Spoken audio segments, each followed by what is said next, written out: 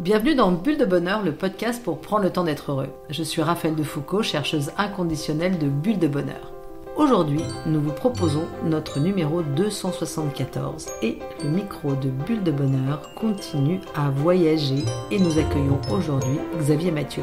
Bonjour Xavier. Bonjour. On a la chance aujourd'hui de faire cette interview en présentiel, donc ça c'est vraiment très très chouette. Parfois, nos réactions sont disproportionnées. Nous avons peur de l'abandon et notre besoin de contrôle ou nos silences pesants sont le reflet de blessures anciennes qui cherchent encore à se faire entendre. Oh là là, mais qu'est-ce que ça me chicote! Avec toi Xavier, nous allons plonger au cœur de ces blessures du passé qui, parfois à notre insu, influencent nos façons d'aimer, de nous attacher, de nous défendre ou de nous éloigner. Alors toutes ces blessures d'enfance, de trahison, d'humiliation, elles laissent des traces invisibles qui sont bien vivantes. Et bonne nouvelle, c'est pas forcément une fatalité. Alors, comment les reconnaître? Comment les apprivoiser? Comment les accueillir? Et surtout, comment ne pas les laisser porter à l'autre? Alors, on va en parler ensemble, Xavier, et avec douceur. Et tu vas nous proposer des pistes concrètes pour nous aider à nous libérer et à aimer plus librement. Alors, Xavier Mathieu, tu es psychologue et psychothérapeute, tu es systémicien et spécialiste du trauma, intéressé par la relation et les processus de changement. Tu es l'auteur du livre « Un psy à vos côtés » que je vous recommande vivement, j'ai aimé, lu d'une traite ce livre tellement je l'ai trouvé génial, qui est édité chez First et qui défend une approche basée sur la douceur pour soi plutôt que sur l'idée de se corriger parce que c'est comme ça, d'après lui, qu'on change véritablement. Alors merci Xavier pour cette approche si inspirante. Merci à toi de me recevoir. En tous les cas, c'est parti, on y va. Allez, je change de regard. Première question Xavier, comment tu pourrais nous dire ce que signifie pour toi une blessure émotionnelle? Oui. Je pense que ce que je peux faire pour situer ce qu'est une blessure, c'est d'abord redonner le contexte, c'est-à-dire que c'est comme si nos enfants c'était des sortes de cumuls d'expériences. En fait, on y vit toute une série d'expériences qui vont conditionner, évidemment, notre regard sur le monde, sur nous-mêmes et sur ce qui nous arrive. Ça crée des anticipations, des attentes, et selon la qualité des expériences qu'on a vécues, ou des peurs, ou de la confiance, ou des crispations, ou des élans. En fait. Et donc, les endroits qu'on pourrait appeler des blessures, parce qu'on a aussi des expériences très positives, évidemment, c'est les endroits, la plupart du temps, où on s'est senti insuffisant, pas aimable, pas adéquat, notamment dans les attentes parentales, ou des gens qui nous ont élevés. C'est-à-dire qu'il y a des endroits où ce qu'on croyait qu'il fallait faire, on n'a pas pu le faire. Et comme on n'a pas pu le faire, on en a tiré la conclusion qu'on était insuffisant. Donc, c'est principalement ça qui crée les blessures, c'est-à-dire c'est des endroits où ça a fait tellement mal de pas recevoir d'amour, ou d'en recevoir moins, qu'on s'est crispé un peu. Et que du coup, maintenant, c'est comme réellement une blessure, c'est-à-dire que c'est un endroit qu'on essaie d'éviter parce qu'on sait que ça va faire mal. Une autre manière de le dire, ça pourrait être de parler de trauma. Les traumas sont des blessures, c'est-à-dire c'est des moments où on a vécu quelque chose qui a dépassé nos ressources et qui du coup a créé une sorte d'alarme. Et cette alarme s'est pas éteinte, et comme elle s'est pas éteinte, de la même manière, comme des endroits à vif, et dès qu'il y a quelque chose dans les contextes qu'on vit qui peut rappeler ça, on se crispe, on s'éloigne, on se défend, etc. Ou sinon, on pourrait aussi le dire, parce que tout ça, c'est plusieurs manières de dire la même chose, dans le vocabulaire de l'attachement, c'est-à-dire des premières relations qu'on a vécues. C'est-à-dire que un bébé ne peut pas ne pas s'attacher, il est obligé de faire ça pour survivre, et il vit des premières relations avec des premières expériences. C'est-à-dire qu'un bébé qui peut pas être autonome, qui vit des menaces, des émotions difficiles, des douleurs, des fatigues, etc., pleure. Et selon comment les adultes qui sont là vont se comporter, il va emmagasiner des expériences. Si je pleure et que les adultes qui sont là viennent et puis ils savent pas comment faire, ils sont eux-mêmes entravés, ils sont eux-mêmes vulnérables, probablement eux-mêmes n'ont pas été sécurisés enfants et qui sont violents avec moi ou qui m'agressent ou qui essaient de me faire taire violemment, ce que je vais en conclure, c'est que peut-être je suis pas assez aimable pour qu'on s'occupe de moi, peut-être que les autres sont pas fiables, et puis le monde n'est pas un endroit si chouette que ça, où mon anticipation va pas être agréable pour la suite. Et donc ça va créer de la peur. Ça crée un endroit blessé qui va faire que quand je vais re-rentrer dans le monde, auprès des autres et des expériences que j'ai à vivre, je vais avoir cette crispation. Alors que si, quand j'étais enfant ou bébé, quand j'avais une difficulté, les gens étaient là pour me relever, pour essayer de m'apporter un peu de sécurité, j'en ai grosso modo conclu que j'étais peut-être assez aimable pour qu'on s'occupe de moi. Donc ça donne de la confiance, que peut-être les autres étaient fiables, en tout cas qu'ils n'étaient pas dangereux, et que le monde était un endroit où c'était pas grave de se casser la figure puisqu'on me relèverait. Et donc ça crée plutôt de l'élan en fait, plutôt de la confiance. Donc les blessures, à mon avis, viennent de là. Elles viennent pour beaucoup des premières expériences vécues et de comment elles nous conditionnent en termes d'attente et de crispation là où on a eu mal, et puis des quelques événements marquants qu'on a pu vivre qui ont créé ces fameuses alarmes qui restent allumées en fait. Qui restent allumées en fonction de si jamais on est de nouveau en contact avec une situation qui va ressembler à celle-là, on se réallume. C'est ça. Et c'est comme un espèce de gyrophare qui se met en route.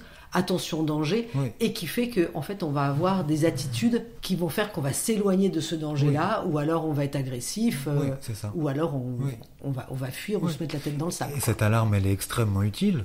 Heureusement qu'elle existe, parce que j'ai bien intérêt à avoir compris que tel contexte était dangereux, que tel type de personne c'est peut-être pas sécure, que le feu brûle, etc.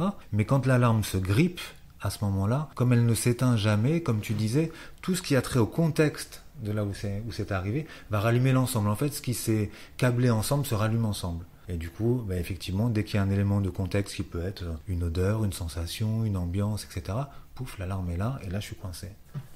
Et là, on se coince. Mais alors, du coup, moi, me vient la question, est-ce qu'on porte tous des blessures, d'après toi, même quand on a l'impression d'avoir eu une enfance normale ?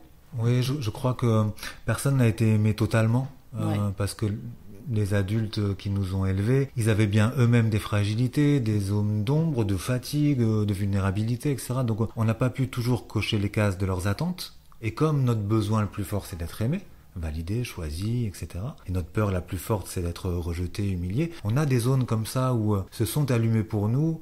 Là, je suis peut-être inadéquat. Et donc, des stratégies pour obtenir de l'amour, qui sont en général celles qu'on a encore aujourd'hui. Et puis, quand elles marchent pas, où on panique, où on s'énerve, etc. Et puis, des réactions au manque d'amour, au sentiment de manque d'amour, qui sont de l'inhibition, de l'agressivité, du retrait, de la victimisation, etc. La bouderie, etc. Ouais. Donc je pense que même si on a eu des parents très chouettes, ils n'ont pas pu nous donner quelque chose qu'ils n'avaient pas eux-mêmes. Donc on a dû faire avec le réel, d'être décevant, de défusionner, etc.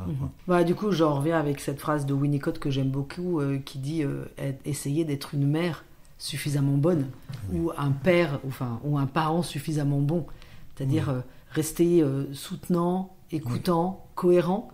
Je dirais que ces 3 mots-là sont assez clés pour justement favoriser un maximum de sécurité, de stabilité chez l'enfant pour sa vie d'adulte ensuite. Mais alors du coup, comme tu disais, on a des événements dans la vie, des actions, des mots qui viennent réallumer un petit peu le système. Comme nous sommes des êtres de relation, donc si je continue le raisonnement, quand on est en relation avec quelqu'un, inévitablement, l'autre, celui qui est en face de moi, va rallumer ses blessures d'une manière ou d'une autre. Alors, première question. Et la deuxième question, est-ce que moi, je projette mes blessures sur l'autre ? Oui, c'est un peu la même question, en tout cas moi telle que je la comprends. Je crois oui, inévitablement, et d'autant plus qu'il y a de l'affect. C'est-à-dire que les endroits où la question de est-ce que je suis aimable ou pas, choisi ou pas, etc., se réinvite, sont plus fragiles et donc rallument plus facilement les blessures, et plus facilement on va projeter sur l'autre nos propres blessures. Parfois, en dehors du couple, on peut, dans le travail ou ailleurs, on peut être moins touché par ça, mais le couple notamment ramène ça très très fortement, parce que c'est exactement la même question qui se pose. Et donc on voit bien que dès qu'il y a cette question de est-ce que je suis aimable ou pas, on va interpréter les situations, c'est-à-dire en fonction des anticipations dont on a parlé avant. C'est-à-dire, il y a un risque pour moi d'être abandonné, comme je me suis senti abandonné enfant. Ou il y a un risque pour moi qu'on m'entende pas, comme je me suis pas senti entendu enfant. Et donc je vais interpréter les premiers signes de ça tout de suite pour justement éviter de ressouffrir, parce que je sais très bien à quel point ça a fait mal. Et donc je vais, en interprétant, majorer ma réaction. Je vais même créer la situation que je crains, parce que mon comportement va amener l'autre exactement là où je craignais. Et donc c'est effectivement, quand tu dis projection, on voit bien que c'est comme si on parlait pas que à notre conjoint par exemple, ou pas que à notre patron. En même temps, c'est comme s'il y avait les figures parentales qui étaient là. Ça se joue d'ailleurs dans la thérapie, très vite. C'est-à-dire que la plupart du temps, les gens arrivent et racontent quelque chose qu'ils vivent dans les relations, et il suffit la plupart du temps de dire mais ce sentiment-là, vous l'avez déjà connu avant, ça vous rappelle quelque chose, et le pont avec l'enfance se fait très fortement. Très vite. Ouais, clairement. Oui, la relation réallume les blessures, les réinvite, mais elle est aussi l'endroit où on peut la soigner. C'est-à-dire que la relation, et notamment le couple, c'est le problème et la solution, justement parce que ça se réinvite. Et comme ça se réinvite, à chaque fois, c'est une occasion d'en faire autre chose, pour peu qu'on l'accepte et qu'on l'accueille avec douceur. C'est-à-dire que l'autre va m'amener à l'endroit de ma blessure, D'ailleurs, c'est même plus précis que ça, c'est-à-dire que ma réaction à ma blessure va taper juste pile poil dans la blessure de l'autre. C'est spectaculaire. Enfin, moi, je trouve que c'est une horlogerie complètement incroyable. Mais donc, du coup, soit ma blessure se réinvite et je revis la même chose. Je suis victime de l'autre, c'est l'autre le problème, et la vie me montre que les expériences me réarrivent tout le temps, les mêmes, etc., et que le monde a que ça à m'offrir. Soit je peux accueillir ma propre blessure, ma réaction à cet endroit-là, la laisser vivre en moi, peut-être essayer de m'en consoler, jusqu'à ce qu'elle redescende un peu, et à ce moment-là, je peux aller vers l'autre en disant, mais tout à l'heure, c'est ma blessure qui m'a fait réagir, et plutôt que de penser que j'ai raison et que c'est toi qui es le problème, je me dis, moi ça c'est mon histoire à moi, j'ai vu ça de ma fenêtre, et toi t'as vu ça de la tienne, et peut-être que, plutôt que se faire la guerre pied à pied à qui a raison, qui détient l'objectivité, on peut dire, on a un problème commun, qui est toujours le même, c'est-à-dire c'est nos mêmes blessures qui vont se réinviter. Est-ce que je peux regarder la tienne avec un peu de compassion et de douceur et l'accueillir ? Et je sais le bien que ça va te faire. Est-ce que tu peux regarder la mienne aussi comme quelque chose que je décide pas et qui est issu de mon enfance et de là où j'ai eu mal ? Et à ce moment-là, ça devient un problème commun. Et quand ça devient un problème commun, les conflits deviennent des occasions à la fois de régler la relation maintenant et de soigner les enfances. Donc oui, la relation ramène la blessure, mais elle amène aussi la solution. La solution, ouais. Derrière. Et il est clair que dans un couple, l'autre peut être ce que j'appellerais le tuteur de résilience aussi. Et donc ça, c'est assez intéressant de voir ça. Et puis c'est une bonne réponse aussi à tous ceux qui se disent ou qui vivent des problématiques dans leur couple et qui disent « je ne suis pas capable d'accueillir la blessure de l'autre ». Parce que ça, c'est quelque chose que j'entends très souvent. Et en fait, quelque part, regardons les choses autrement. C'est ma blessure qui est réactivée, ça réactive la tienne. Oui. Et ensemble, de ce que tu dis, ensemble, trouvons la solution et faisons-en notre problématique commune. Si on a un lien suffisamment solide, à ce moment-là, on peut traverser nos blessures régulièrement jusqu'à ce qu'au départ, ça peut faire des réactions assez violentes ou on peut être coincé dedans longtemps. Mais on peut aussi être d'accord pour dire le train est parti, j'ai réagi comme un con parce que j'étais vulnérabilisé. Et puis au moment où je me rends compte, je me dis tiens, qu'est-ce qui s'est passé ? Comment je peux faire cette différence entre ce système d'alerte naturel et le fait que c'est une blessure qui se réactive ? C'est-à-dire quand est-ce que dans la relation, ce qui me fait souffrir est une réactivation de ma blessure qu'il faut que je traite avec l'autre tout seul, etc. D'abord tout seul et puis ensuite avec l'autre, ou un mélange des deux. Ou quand est-ce qu'il faut que je me dise, mais mince, là, je suis pas au bon endroit, il y a un danger pour moi. Alors oui, la blessure va se réinviter de toute façon. Mais pour moi, il y a quand même des choses importantes qu'on peut choisir comme critères. Le premier, c'est s'il y a de la violence ou s'il y a de l'humiliation.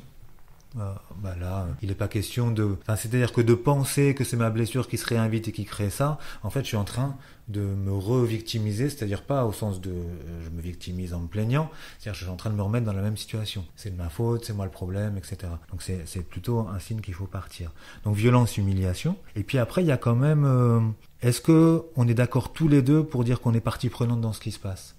C'est-à-dire si c'est toujours moi le problème, si l'autre ne met pas en cause sa part de là où lui il est blessé, là où lui non plus il n'est pas objectif, là où lui aussi il a des réactions disproportionnées qui sont bien dues à quelque chose qu'il a importé dans la relation, à ce moment-là on pourrait se dire que justement traiter ma blessure, c'est dire stop et partir.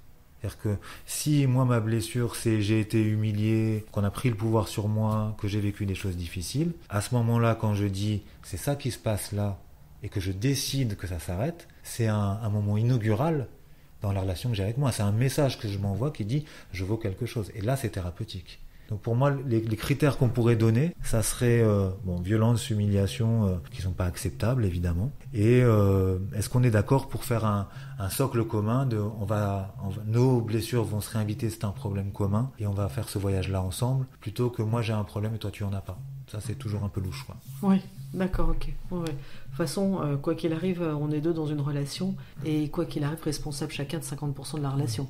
Ouais. Ça, je trouve que c'est quand même important. Oui. Voilà, moi, je peux avoir ma part, mais l'autre, il a sa part aussi. Et donc ça, c'est bien un critère. Si je me retrouve toujours dans la situation où c'est moi le problème, je suis en train de me retrouver à cet endroit que je connais du schéma enfantin, et là, partir, c'est vraiment inaugural. Ok, excellent. Comment est-ce qu'on peut, puisqu'on parle de blessure, dit blessure, dit cicatrice, qu'est-ce qui aide ? Une thérapie, le temps, des relations bienveillantes, prendre soin de soi ? Qu'est-ce que tu dirais? Je dirais tout ça. Je dirais que il y a toute la partie là, bienveillance et douceur pour soi, que tu nommes dans une partie de ce que tu dis. Et puis il y a la partie relationnelle. Une thérapie, c'est une relation. Et des relations bienveillantes, ce sont aussi des relations. C'est-à-dire que les difficultés naissent dans les relations. C'est bien de là qu'elles viennent, et donc elles se soignent dans la relation. Et donc une thérapie, comme une relation de couple où on est d'accord pour dire qu'on va faire un chemin ensemble commun, ce sont des expériences correctrices, en fait. On pourrait dire qu'une thérapie, c'est une expérience correctrice d'attachement. Donc il y a ce qu'ils vivent maintenant, qui est la même chose que ce qu'ils ont vécu avant, mais qui est souvent la même chose, tu le sais bien en tant que thérapeute, que ce qui se vit entre nous et le patient. Donc c'est 3 endroits où on peut attraper le truc et en faire autre chose, quelque chose de correctif. On disait tout à l'heure en discutant en off que on pouvait permettre aux gens, là où ils avaient été blessés, de dire ça va peut-être se rejouer avec moi.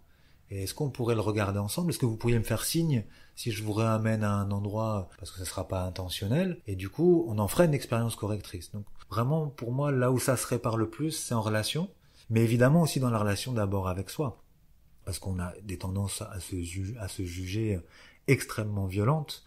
Et si déjà au moins je peux prendre un peu la douceur de dire oui, en fait, là où je suis blessé, là où j'ai une réaction, c'est ma vulnérabilité. Ce dont j'ai besoin, c'est plus de consolation que de jugement, de correctifs violents, etc. quoi. Ah, la vulnérabilité. Mes auditeurs le savent par cœur, c'est mon mot-clé. Mon dada, bien sûr, s'accepter vulnérable. Hyper intéressant de travailler autour de cette vulnérabilité, cette compassion vis-à-vis de soi-même. Oui. S'accueillir avec des richesses.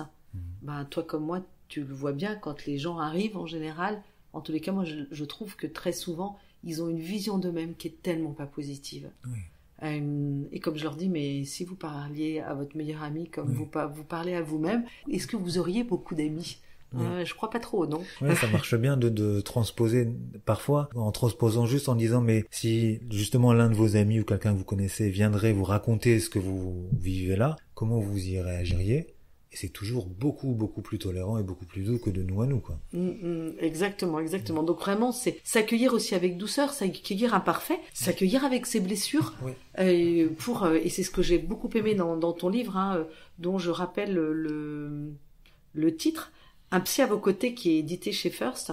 Est-ce que tu crois qu'on peut transformer une blessure en force? La douceur, c'est pas juste une idée parce que c'est joli et que c'est dans l'air du temps et qu'on devrait tous être des belles personnes bienveillantes, c'est que c'est bien plus efficace. Quand on essaie de corriger quelque chose de psychologique sans l'avoir accepté, ça marche très très mal. C'est extrêmement flagrant pour les émotions. Moi, je passe mon temps à dire à mes patients, les émotions sont les bienvenues, bien sûr vous allez les traverser, c'est pas un problème d'être touché, etc. Mais je vois bien quand il s'agit des miennes, j'ai pas forcément ce premier élan, c'est-à-dire que je les juge mes émotions. Si je suis triste, je trouve ça plutôt immature, enfantin. Si je suis en colère, c'est pire, c'est que j'ai perdu mes moyens, puis je suis psy, alors t'imagines le bazar. Mais les fois où j'arrive à me dire oui, en fait, Xavier, là, t'as été touché, c'est une réaction, et que je peux prendre ça avec un peu de gentillesse pour moi, je la traverse. Assez facilement, finalement. Alors que quand je me dis, mais enfin, c'est ridicule, tu devrais pas être touché, en fait, ça donne que mon émotion non accueillie, c'est comme si elle devait être revendiquée. C'est-à-dire que je vais trouver des arguments en face. Je devrais pas être en colère, mais quand même, tu te rends compte, il a dit ci, elle a fait ça, et ça prend de la place.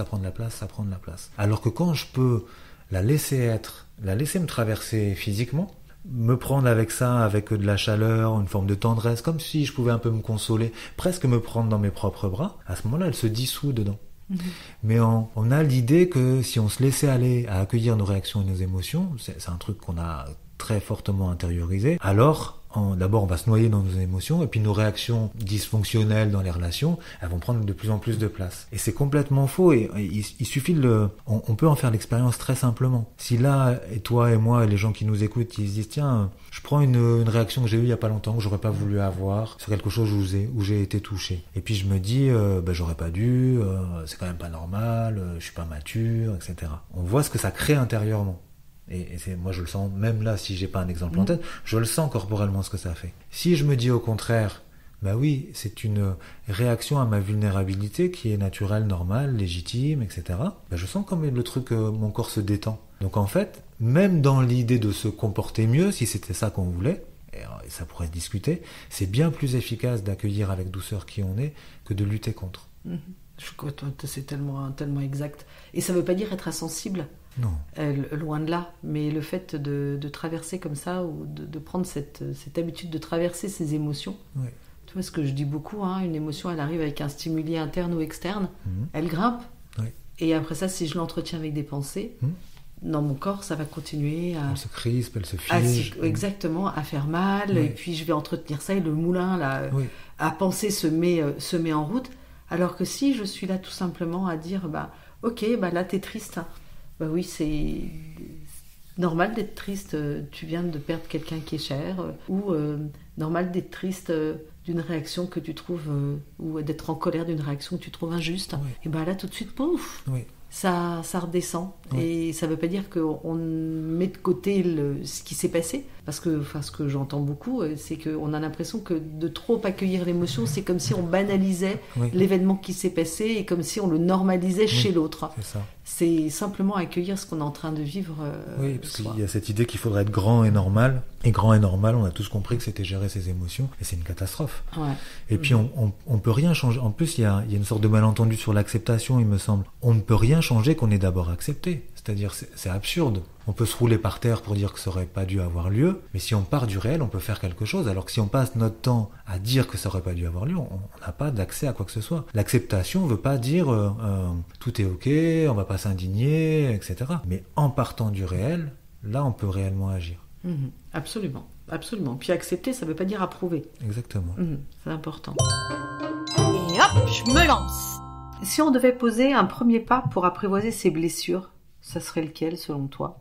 Je crois que ça serait dans ce qui émerge en moi, comment je peux justement le laisser advenir, le regarder, l'observer avec le plus de douceur et de tendresse pour moi-même, quoi qu'il émerge. J'ai un truc un peu pour ça, parce que sinon on dit c'est bien beau, il faut accepter mes émotions, mais c'est pas une décision que je vais prendre. Et moi je me dis, on peut toujours penser que d'abord, notre réaction, notre émotion, c'est pas une décision qu'on a prise. Aucun de nous ne se lève en disant aujourd'hui, je vais voir comment je pourrais faire pour être renfermé sur moi-même, agressif, triste toute la journée, etc. Non, c'est pas une décision, c'est pas quelque chose qu'on a consciemment choisi. Si on avait pu faire autrement, bien entendu, on aurait fait autrement. Donc, c'est pas une décision qu'on prend. Ensuite, ça nous fait souffrir. Donc c'est quand même quelque chose d'assez désagréable. Et en plus, c'est légitime. C'est-à-dire que, à nouveau, personne, ou pour le dire autrement, quiconque aurait vécu la même chaîne d'événements aurait la même réaction.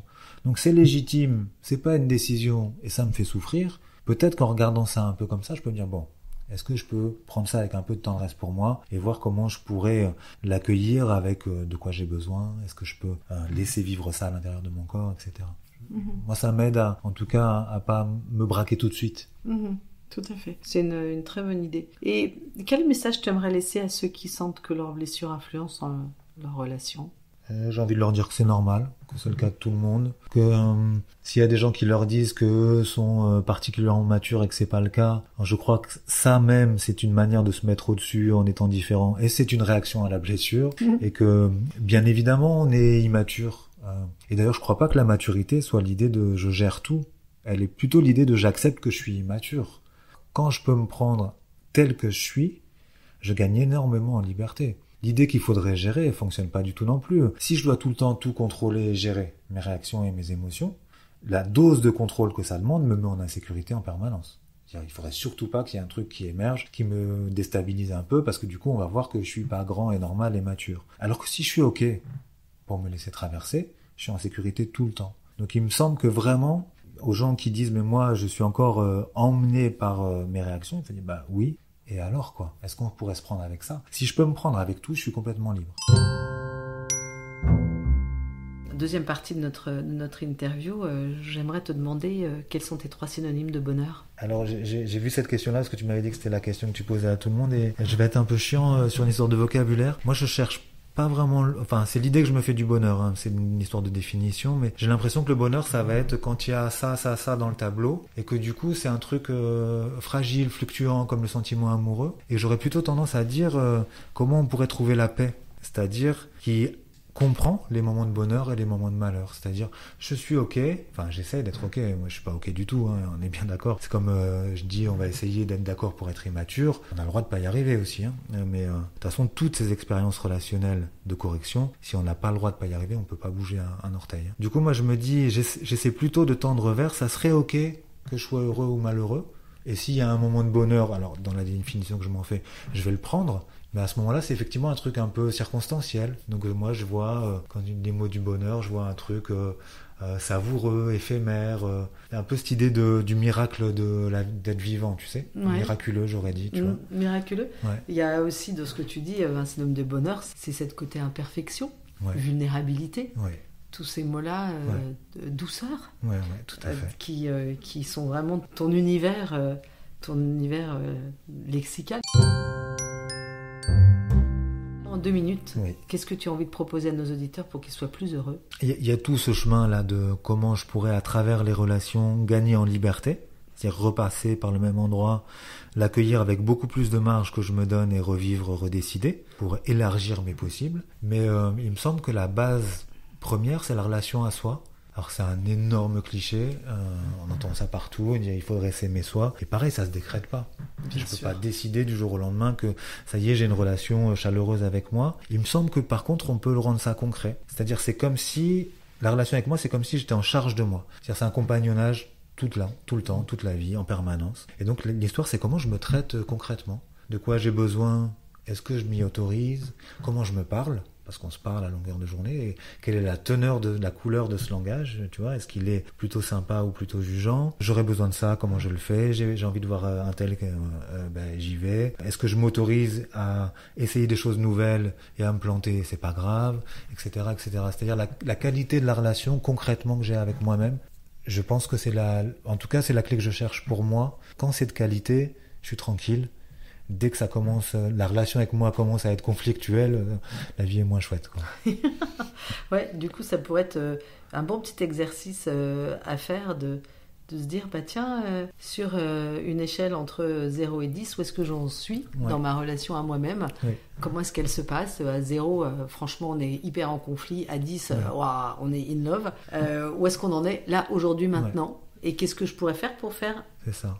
Je suis en charge de moi. Ouais. Je suis en charge de moi. J'ai un humain dont j'ai la charge. Et comme ça on va prendrait pas bouger. charge de son nourrisson ou de son enfant. Alors, pour terminer, Xavier, une petite citation qui est notre petite mousse, comme nous l'appelons, et qui vient de Henry Nouwen et que j'ai trouvée assez intéressante et qui nous dit « Nos blessures peuvent devenir des fenêtres par lesquelles la lumière entre ». Elle est très belle. Ouais, ça je trouve que c'est et ça résume bien. Merci beaucoup Xavier de ta présence. Alors je rappelle ton livre, Xavier Mathieu, le livre Un psy à vos côtés, édité chez First, que je vous encourage tous à aller lire parce que véritablement c'est un élan de douceur envers soi-même et qui fait du bien à toutes les relations qu'on peut avoir avec les autres. Alors merci pour ton livre Xavier. Merci beaucoup pour ce chouette moment avec toi. Avec Bulle de Bonheur, prenez le temps d'être heureux. Merci pour votre écoute. Si vous avez aimé, dites-le nous avec 5 étoiles. Laissez vos commentaires et envoyez des bulles de bonheur à vos amis et partagez ce podcast. Inscrivez-vous à la newsletter en allant sur notre site 2 minutes de bonheur pour être notifié des prochains épisodes. C'est aussi très facile de nous trouver sur les réseaux sociaux, Facebook et Instagram. Il suffit de chercher 2 minutes de bonheur. Bulle de bonheur est propulsée par 2 minutes de bonheur, des outils pour créer du lien et prendre le temps d'être heureux.